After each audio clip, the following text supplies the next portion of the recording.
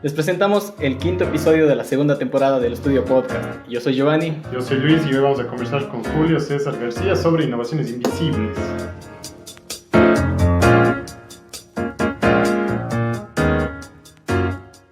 Bueno, muchas gracias Julito por acompañarnos en este quinto episodio, que bueno, nos hemos hecho espacio en las agendas. Cuéntanos un poco de ti, en qué te hallas, qué estás haciendo, de dónde vienes. Bien, bueno, primeramente gracias por invitarme, suerte con todo, la verdad creo que el podcasting está en auge y más que todo es una chévere forma de aprender y al mismo tiempo dar a conocer nuevas ideas.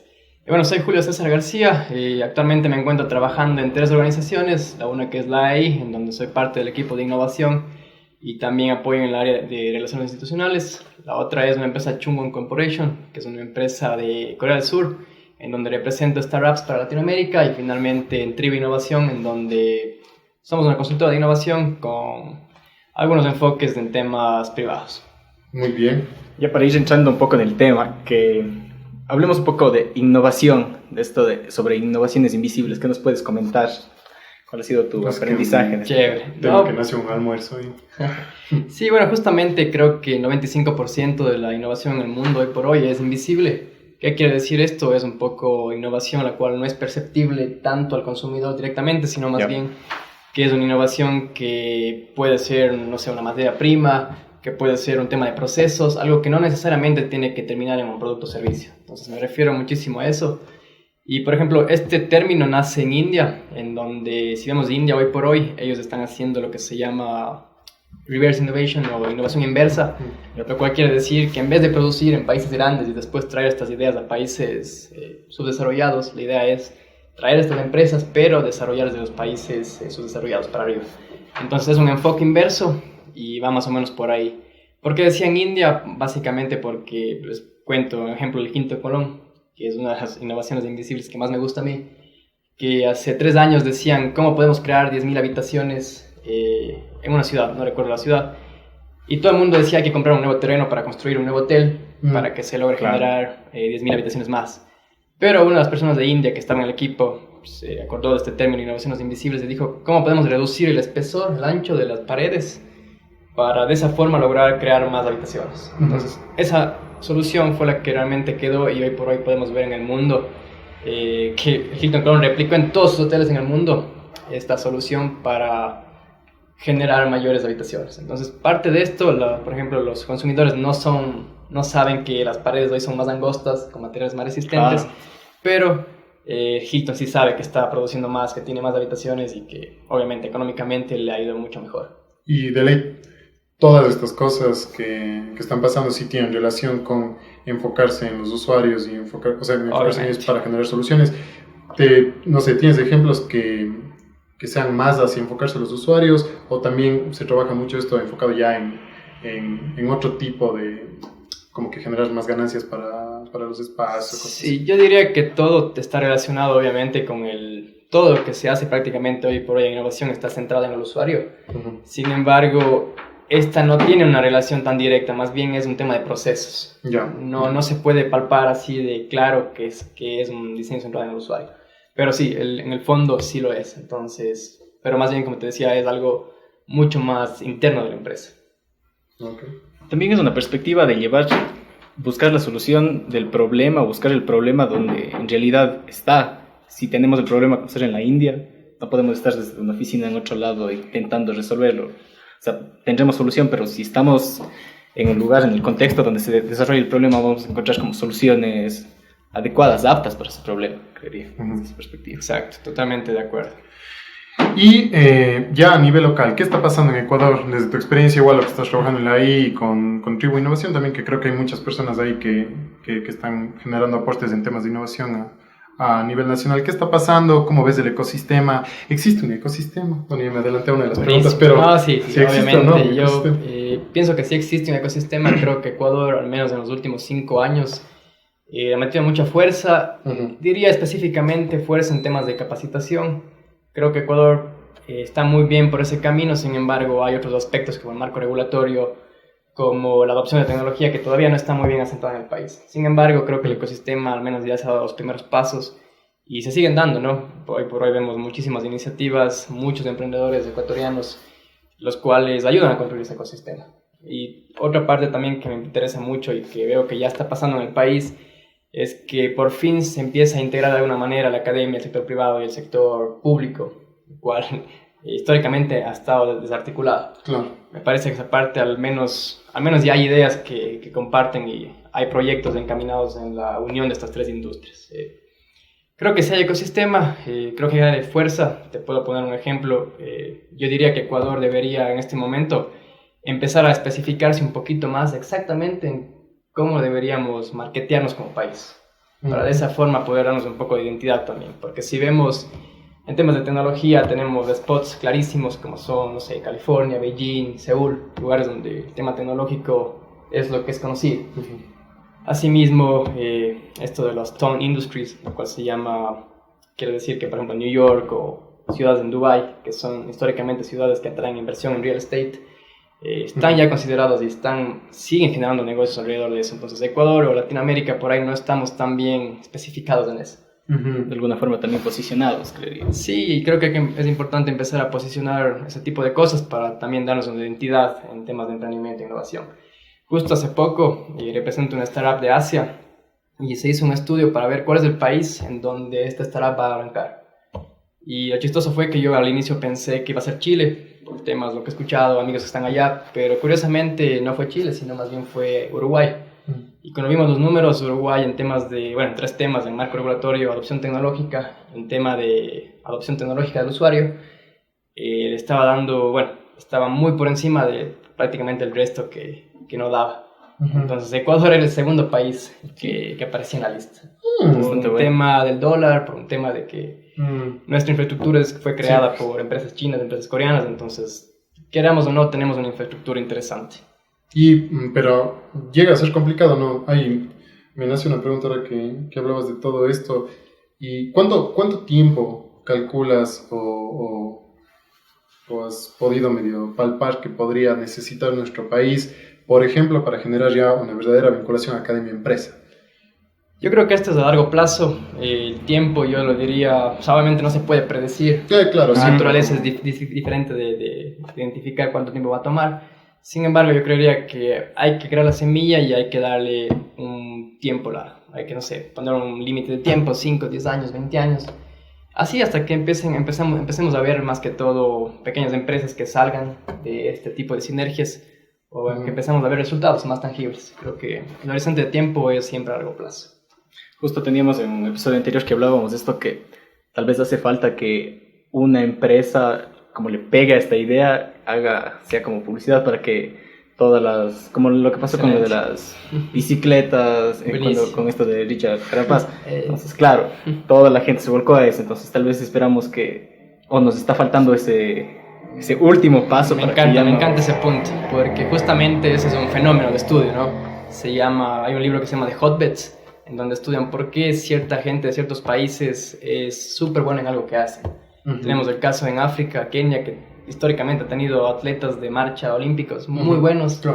Y nace esto, de hecho, en Corea. ¿Por qué? Porque en Corea del Sur hubo una golfista que un día gana uno de los torneos mayores de golf. Y a partir de esa victoria, como 100 en fila empiezan a ganar gente de Corea. Y la gente no se explicaba por qué. Entonces es más que todo primero alguien que da el ejemplo, después una multitud que sigue y sabe que se puede y se genera un ecosistema en donde saben que si alguien lo hizo, que es de nuestra naturaleza, se puede hacer. Entonces, súper interesante porque al menos, como bien lo mencionabas, en el tema de las bicicletas, ahora con esto de Richard, a lo mejor vamos a empezar a ver muchos ciclistas ecuatorianos, no sé. Sí, y era raro porque al momento en el que se dio esta victoria de Richard Carapaz, empecé a ver un montón de otras victorias o otras cosas que estaban pasando y como que parecía que se volvió viral el tema de Ecuador está haciendo esto y el otro. Es como que interesante cómo se puede viralizar cosas de ese tipo, o sea, y no solamente en deporte, sino en temas científicos, en temas también de proyectos o cosas así, que hay como un chispazo y empieza a detonarse un montón de cosas. Totalmente. No sé si... Sí, totalmente de acuerdo. ¿Será que pasa mismo eso? Es un efecto, es un fenómeno más que un efecto, entonces totalmente de acuerdo. Creo que siempre ver a alguien que la hizo antes que uno inspira al resto de gente que también lo haga. Sí, claro. Ahora, pasando un poco al tema de emprendimiento, que bueno, sí se ha hablado ya un poco de innovación, de vinculación academia-empresa y cosas así. Algo que a mí me genera muchas preguntas siempre es el tema de emprendimiento. ¿Qué crees que está pasando a nivel nacional? Yo creo que hay buenos emprendedores, creo que hay gente que está haciendo muchas cosas, pero también he visto cosas que no sé si son emprendimiento. O sea, no sé si en realidad se le puede considerar así. ¿Qué se está haciendo en esa lógica, en todo lo que estás trabajando, en las cosas que vos has visto? ¿Qué le falta al cuadro en temas de emprendimiento también? Yo creo que sí nos falta un poco, primero confianza, un tema de confianza. Veo muchos proyectos que a lo mejor tenían potencial, pero por un tema de confianza no continuaron, o también por un tema a veces de falta de incentivos no se pudo continuar. Creo que ese es un tema importante. Diría un segundo, a nivel país, creo que el tema de adopción tecnológica en este momento es crucial.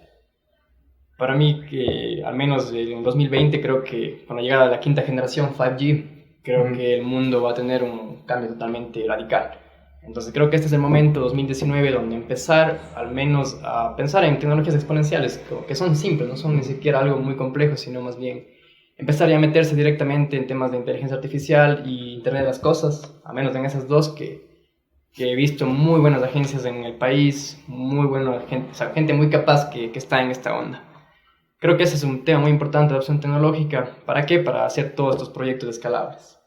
Y al final del día, como conversaba con un amigo, José Antonio Fernández de Córdoba, me decía, en Ecuador lamentablemente sigue facturando la persona que le pone el aguacate en un plato de arroz, no sé, algo tan chiquito. Antes de que todas estas startups que tienen tecnología, pero que no están aún explotando. Entonces, hay que ver por ambos lados, diría, pues, como emprendedor, victorias a corto plazo y victorias a largo plazo también. Entonces, creo que va por ese lado también como país, y creo que el resto de las organizaciones, creo que sí hay realmente oportunidades. Por ejemplo, algo muy común que se escucha es el que no tengo dinero para iniciar este negocio o algo. Y esa parte sí me parece totalmente falsa. Tuve la oportunidad de conversar con un Venture Capital hace 6 meses y me decía, él maneja un fondo de 80 millones al año, solo para Ecuador. Y decía que por año lo único que él logra, o sea, entregar a emprendedores es la mitad, 40 millones.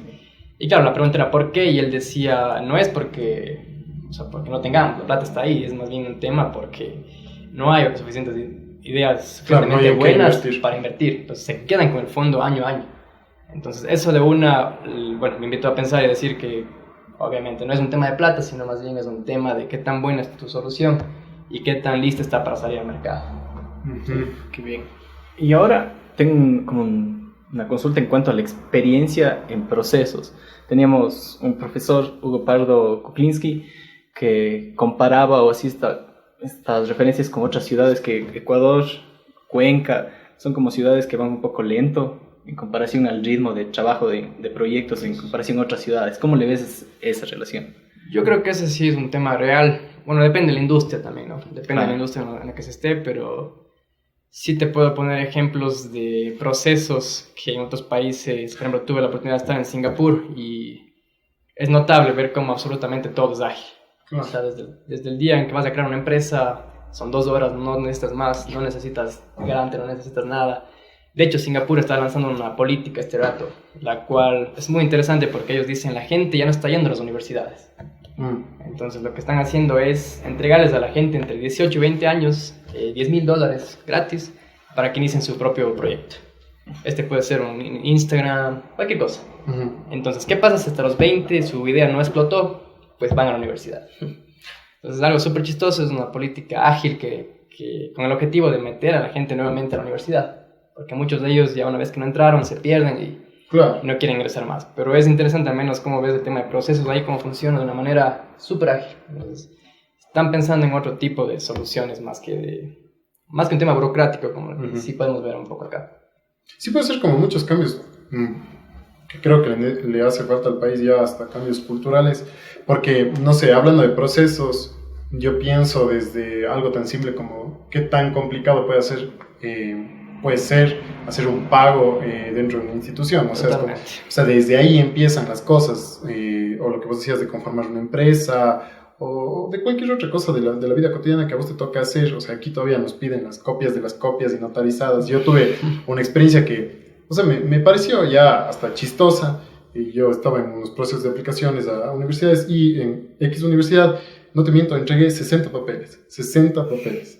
En otras universidades, en otros espacios, mandé menos de 10, que eran los que te debían pedir. Entonces, claro, hablando de procesos y en general un montón de cosas que deben pasar en el país, creo que también es ese cambio cultural, ese cambio ya de mentalidad que hace falta para que explote el emprendimiento, para que explote la innovación, para que exploten muchas otras cosas. Por ejemplo, en ese ámbito prácticamente todo podría ser digital hoy por hoy.